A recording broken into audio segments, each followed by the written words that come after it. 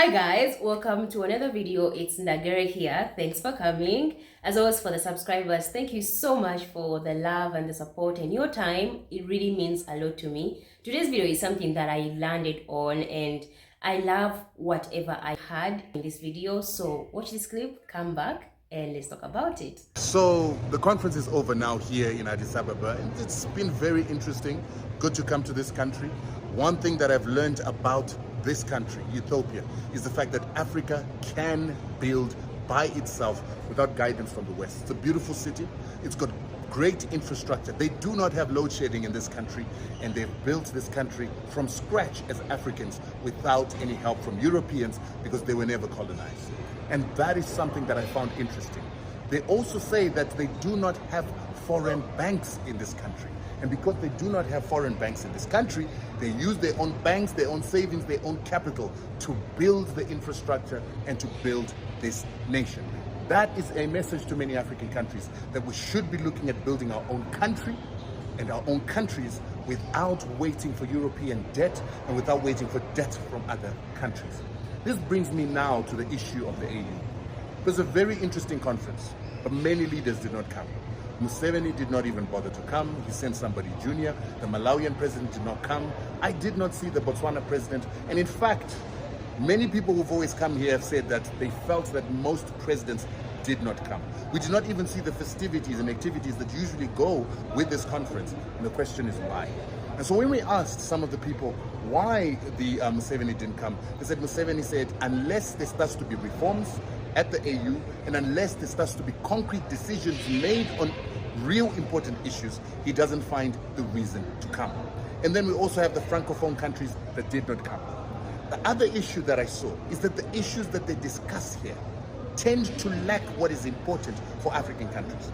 Number one, they have this emphasis on partners. And these partners oftentimes are Western nations, the World Bank, and these Western institutions that are known to underdevelop Africa. And the question we're asking the AU is, why do you keep partnering with enemies of Africa to try and develop Africa? For instance, the World Bank is lending money to the AU to create a think tank for Africans, a think tank for the AU, but they won't even allow us to have money to industrialize. The World Bank is known for deindustrializing Africa, over-indebting Africa. So why are they still our partners? Why do we take money from them? And why don't we emulate Ethiopia that does not use Western banks to develop itself? Another issue is food. They are partnering with institutions that want to bring GMOs onto the African continent. They do not talk about institutions like AGRA that have taken a very important role on the continent to make rules on how it is that we grow our food.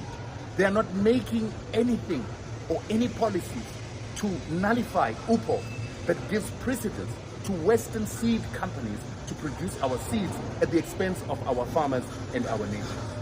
We also talk to them about the issues of medicines. They keep talking about medicines coming from Western companies, partnering with Western companies, and yet HIV has been spread on this continent together with many other diseases through vaccines that were given. This is something that is not a conspiracy theory. Listen to 𝗙𝗂𝗂𝗂, listen to 𝗬𝗶𝗿𝗀. These are issues that were held in South African courts. These are issues in the public domain where 𝗙𝗂𝗂𝗂 executives, 𝗙𝗂𝗂𝗂 soldiers admit that they used vaccines to vaccinate Africans and to give them HIV. These are topics and discussions that were not had here at the AU. Our leaders continue to partner with these people that want to destroy African life. And the question we're asking is, what's the point of all these meetings if our leaders are still going to talk with the enemy? And then, of course, there's the European peace facility that I spoke about. It's a facility that seeks to give Africans, individual African nations, weapons to fight terrorism or to fight their neighbors. This money used to go to the AU when it used to be called the Africa Peace Facility. But now those monies will be given by European nations directly to African countries. And this is also why we're still seeing Western bases in African countries. We've got a person like Ruto, pretends to be a Pan-Africanist. But Ruto has got two military bases, the Americans and the British. The Americans have two bases, the British have one. Why would a Pan-Africanist like Ruto still have US bases on African soil? Why would the Ghanaian president still have American bases on his soil? Why would Zambia be putting AFRICOM on their soil? And why do we come to these meetings when we've got sellouts like these leaders sitting among us? As you've seen the video, that is Mr. Rutendo. I'm sure most of you know who he is. If you don't, he's a very strong man when it comes to African unity, African development, African independence as a whole. And whatever he said makes a lot of sense, because I don't understand how we have the African Union and it's been in existence for the time it's been around, and it shows and represents itself as an African organization that is for the African people. But what doesn't make sense most of the times is African countries are breaking up, have been breaking up every single time when we have the African Union. Like, to me, I hoped and thought the African Union is to like unite us as a continent and, you know, talk about our issues that we go through as the African people in our countries and, you know, find solutions. Like, let's say when it comes to things like growing our own food in the continent, free trade within the African continent, having our own currency as a continent, having our own banking systems as a continent. I love how he talked about Ethiopia, that it's one of the countries that were not colonized. Yeah, I hear that most on majority of the times. So I love that there's Ethiopia in Africa where they do things that are for the Ethiopian people. I think that is something that we should look up to as other African countries for us to grow. But most importantly, we should look into the economical sector of us as a continent, coming together to work together to grow financially, economically, and in all other sectors. So it doesn't make sense how we have the African Union, but we have a lot of things that go on in the continent, and it just never says anything. Look at Congo, look at Sudan, see what's happening in Libya ever since Gaddafi was taken down. You know, those are the things that should be discussed. Even in my own country, we are not that fully free, but like, I don't understand really why the African Union exists when it does not come up with solutions that we, the African people, are going to benefit from. Like how this man said, they want to talk about how we should grow in agriculture, but still want us to use the European seeds, that we should grow the white crops in African country when Africa has the biggest fertile land to grow our own crops in the continent, where we have majority of them in the world. That doesn't make sense to me. Let's talk about the banking system. Majority of the banks in Africa are controlled by the banks abroad. We don't use our own currency in our continent. That's not helping us grow economically as a continent. And it's so much hurdles that even when it comes to trade, like I said, we can't do it freely in the African continent. I did a video previously on how some African countries were talking about free visas within the African continent, but then turns out like you still have to go and apply for a visa. Like, it still doesn't make sense. Why would you want to bring in the medicine that is from the West when Africa has a lot of herbal medicines that can be processed to look like the Western medicine itself?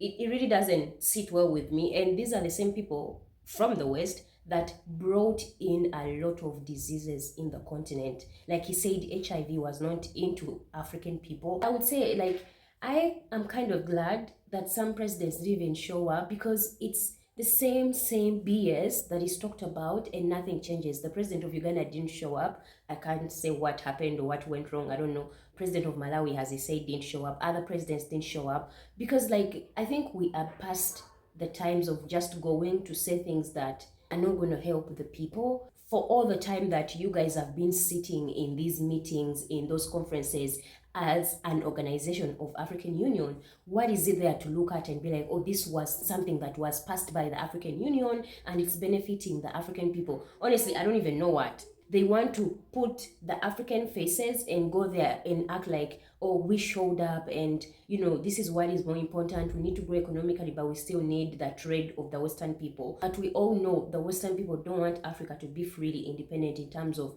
economical statuses. So what are we even doing as the African Union to benefit the African people?